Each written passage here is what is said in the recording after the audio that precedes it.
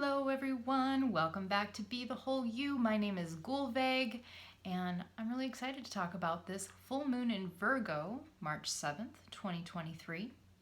Before I get into it though, I want to say something about full moons in general. And actually I think this goes the same for new moons too.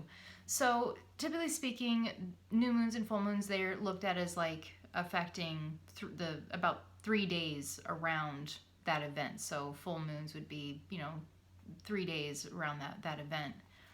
And I look at it as it sets the tone for the next 2 weeks. So as we go from the full moon, for example, for right now, it would be full moon in Virgo, and she starts to diminish in light and to become the new moon again and goes through the different signs as she does so. I look at those as like milestones that takes us from a cycle of completion to a cycle of new beginnings. And then when it's the new moon, I look at that as that new moon is setting the cycle for new beginnings, that as it grows and she moves through those different signs to become the full moon again, those then become again milestones to mini milestones to a point of completion for that new beginning.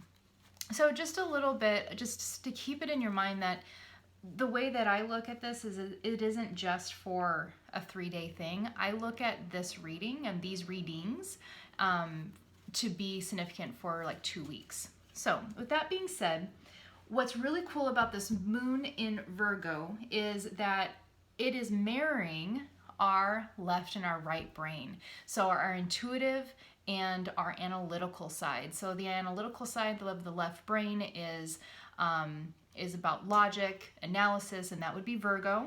Virgo is first and foremost very analytical, and its gift is being able to take information and assimilate it. In fact, it assimilates and organizes energy in general. So it's associated with the digestive system. What does the digestive system do? It assimilates food and nutrition. One of the things, ironically, that really is characteristic of Virgo is its attention to health regimens. And then it is opposing the Sun in Pisces at 16 degrees. And Pisces is the imaginative, it's the intuitive, and it downloads intuitive information.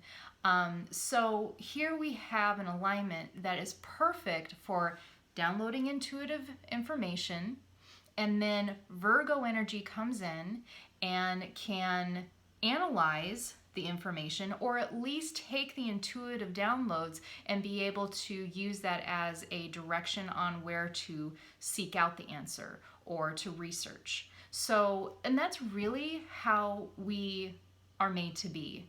We live in a culture that typically will favor analysis and logic over intuition and feeling and inner knowing. But really, the imagination, the intuition is put there to give us the direction, and then the analysis and the logical part of ourselves are there to be able to put that to practical use. So this is the perfect full moon to create wholeness. And if there's been any lack of clarity, if you've been feeling like you've been kind of like feeling around in the dark as to like your to take the next steps in your career, or how, like, where to move, jobs, relationships, if there's just a lot of uncertainty, this is a wonderful full moon to get clarity and a foothold into what the next step for you is. So with that being said, I think that we're gonna pull some cards, and then I'll go into some of the other alignments that are really interesting about this. But I really wanted to say that about this right brain, left brain thing, and this is just such a perfect moon to be able to create a harmonious marriage between the two and to use all of our brain. Like, why would we want to only use part of it? All right, so if you're new to these readings, then join me in setting the intention that the part of the tarot reading, because we're going to use the tarot to get some additional information on this full moon, set the intention with me that you will receive the messages within this reading that are most pertinent to your situation and into your life, so that the messages that pertain to you the most are going to be highlighted. You're like, oh, I know that's for me. All right. What do we need to know or do the most concerning this full moon in Virgo, March 7th, 2023? That would align us most with our fulfillment and our highest good.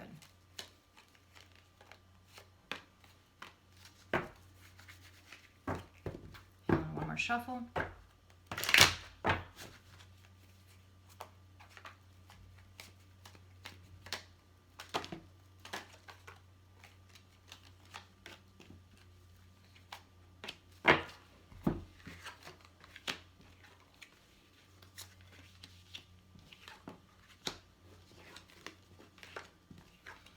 All right.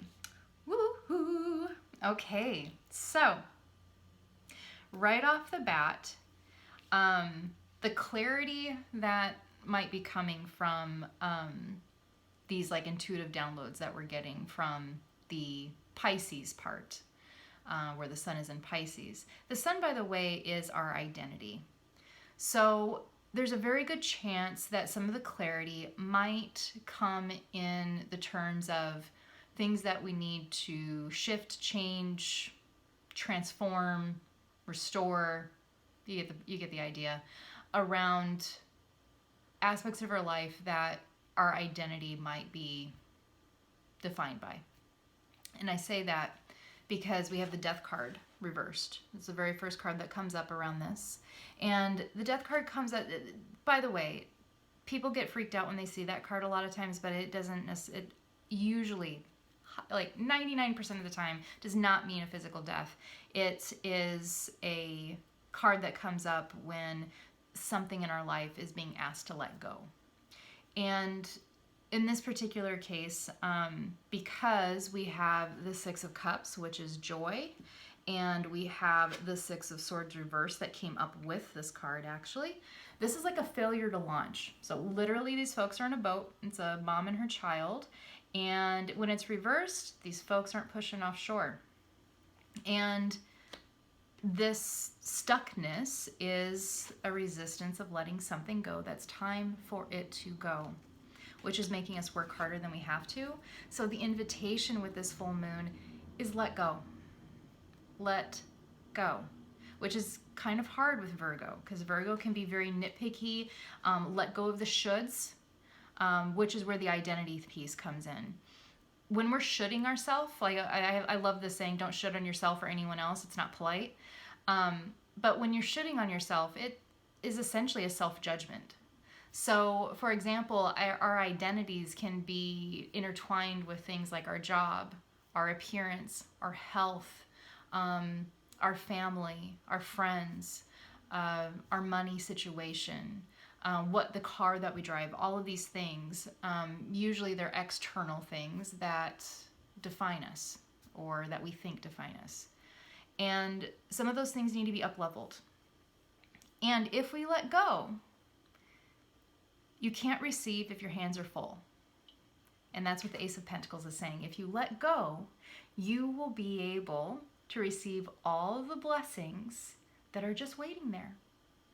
What's really interesting too is in this card, it does very much look like a sun if you look at it from afar. And the sun is in Pisces. So if we are too busy thinking about the shoulds, if we are too full with the Ten of Wands is always about being burdened, working harder than we have to. You know, if we're keeping our hands full of all the things that we think we should be doing, showing up in the way that we should think that, or that we think is the expectation, and being careful that we're not projecting what we perceive other people's expectations on us as being. If we're too busy showing up in that way and being too tied into the ego, and we're afraid of letting go of outdated modes of ways of being, such as maybe we need a new job, but we're too afraid to let go because of the unknown. Maybe it's time to move to a different city or a different state or country. Maybe it's time to let go of certain relationships or create some distance.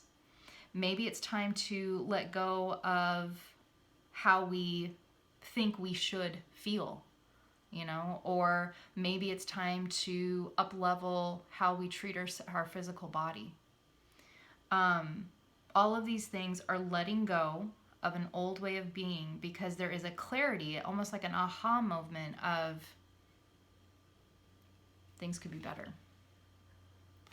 I have a friend who has a really good saying. He says, good sabotages great.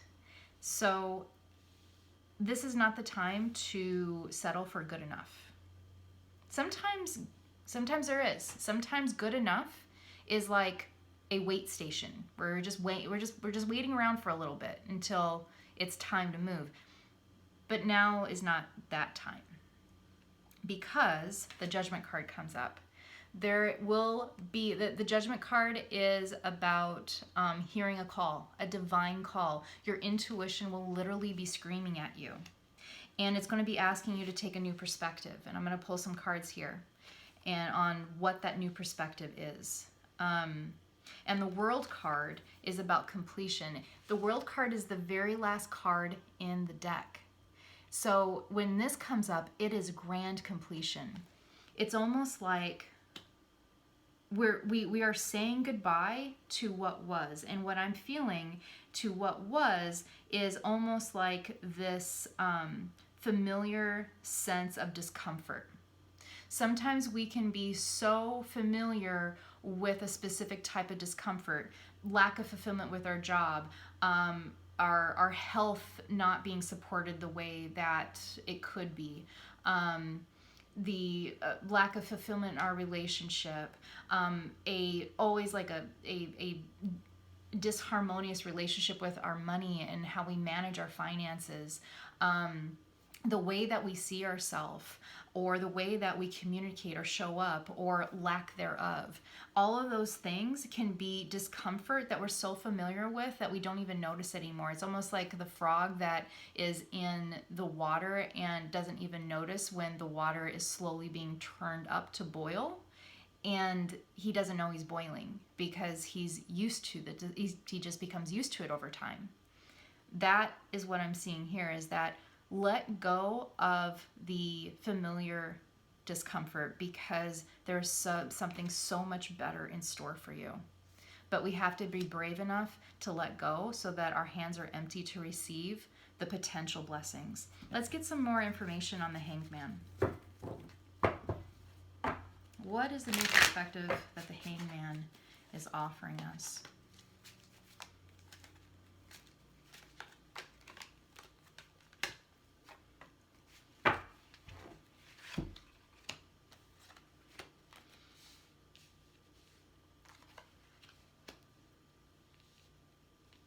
Wow, okay. The Hanged Man, the first card that comes up is the Five of Wands reversed, which is inner conflict. And this inner conflict is part of a dark night of the soul that many of us have been through. And the Star card comes up where she's saying that you're ready for a new beginning. The Star card comes up when there is light at the end of the tunnel, when we have been through challenges and it's almost like, oh, there it is, there's the finish line, or at least a completion. The World card would be the tarot card's finish line, and this is requiring us to have emotional mastery, the Queen of Cups.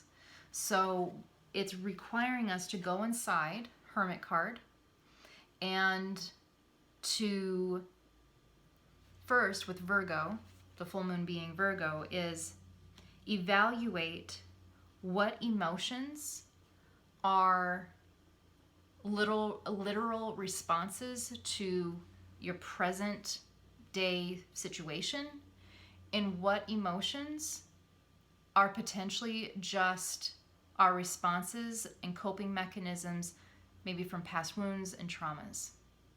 So if we are responding to a feeling, for example, of waiting for the shoe to drop, that would be a trauma response. Some of us may have been through so many challenges, either in our remote past or perhaps even in the recent past, that it's almost like we're waiting for things to not be so good. Like things might be shifting and feeling better, and yet from us feeling like, oh, is this going to actually work out? We actually might be sabotaging our blessings. So sometimes things actually do work out. You know, sometimes good things actually happen, right? And if you've been through the ringer, it can get very easy to become pessimistic or at least hyper vigilant to where we're not really able to really enjoy the joy that is showing up. And that brings me to a very interesting point with Mars. Mars is in Gemini and it's squaring our full moon. It's at 21 degrees in Gemini. And what's interesting is that Mars is in Gemini. Gemini is a zodiac sign that is ruled by Mercury. Virgo is also ruled by Mercury. So there's a lot of energy around the astrological alignments around communication and around our throat chakra. So the throat chakra is not just about self-expression. That is only one facet of it. But it's also about discerning, and it's associated with both our ears as well as our throat, because this is not just about our voice, but it's about vibration. It's about how we resonate with our environment. So if your environment no longer is in resonance with you, whether or not that environment be your wardrobe, your job, your health, your home, your roommates, your living situation, your friends, whatever it might be, all of these things are your environment. If they're no longer in alignment with you, then it's time for them to change. Ironically, too, when we talk about the chakras and we talk about communication and we talk about Mercury and we talk about Vishuddha, which is the throat chakra, we're also talking about the Great Purifier. Vishuddha, the name of the throat chakra, literally translates as the Great Purifier. So you purify by changing the resonance, changing the vibration. And we can do this by assimilation. And I wrote down something around this, is like, it very well could be clear what is a waste of time and energy and what is a good investment to pursue. So the intuitive downloads from Pisces will then meet the analytical qualities of Virgo, and that will give us a clarity on what ways do we spend our time, energy, and mental focus that are in alignment, and which ways do we spend our time, energy, and mental focus that are no longer in alignment with who we are, or at least who we want to become, or what it is that we want to see in our life. If you want certain changes in your life, then you have to embody those changes, not wait for them to show up in your environment and then step into them. That's not how change works. So this, with the Vishuddha, is change the way you feel, change what it is you embody, change how you think, and your environment will reflect that. Mars is also squaring the Sun, which is in Pisces, and Neptune, which is also conjunct to Pisces. So this here is a more of a point of conflict. So the rub here with Virgo and with Mars squaring Sun and Neptune in Pisces, Neptune is the planet that's associated with Pisces. That's about imagination and intuition, but its shadow side is delusions, and we could very much get caught in our head.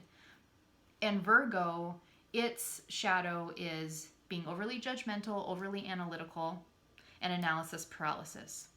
So get out of your head and get into your body. That's actually what it means to ground. So when we hear people talking about, oh, you need to be grounded, it literally means get out of your head and get into your body. Get out of thinking so much and start feeling more. Think less, feel more. And really it just comes down to just do it. Even if the changes that are needing to be made are very small and incremental and may even feel insignificant, it's not insignificant. Maybe the very first step of a new health regimen is clearing out the fridge. It may not be that action by itself may not create, the change that you're wanting to see, but every long journey starts with a small step, and eventually we have to take the action. And with Mars and Gemini, it is asking us to take action. So literally to walk your talk, because Mars is about action, it's about passion, and Gemini is about communication. So literally walk your talk. That's really like the crux of all of this.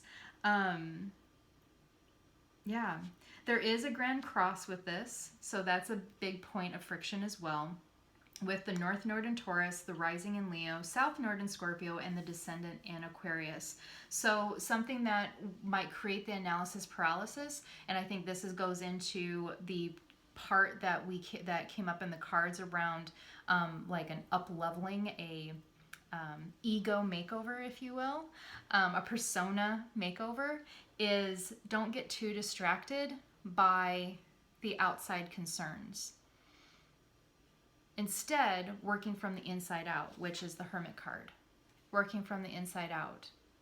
So we could get very easily concerned with what should we do, or our appearance, or what people might think, or our own self-judgments, when really the question is what actions can I take that will align me with the tomorrow that I want to see? And we have everything that we need here in order to have that clarity. The only thing that we can do to mess up that clarity is get distracted and pretend that we don't know. You totally know.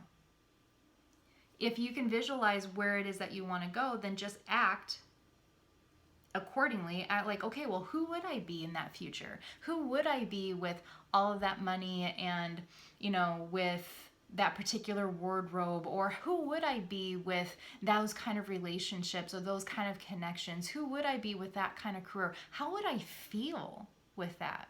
You may not yet have those things. You may not be living that yet, but feeling that way and holding yourself in that way can only bring you closer to what it is that your heart desires. The blessings are there, my friends. Blessings from heaven. Just open your hands, empty your hands first, and then open them and then empty them. And then good things are going to come. Star card, World card, Ace of Pentacles. Mwah, it's beautiful. All right. Thanks so much for joining me here. And if you are needing some additional clarity on some personal circumstances that you're finding yourself in, please take a look at my website, www.bethewholeyou.com. And also check out the website. We have the podcast on Spotify, Apple Podcast, all the major channels. And I look forward to seeing you back here in a couple weeks where we will take a look at what the new moon has to offer. Take care.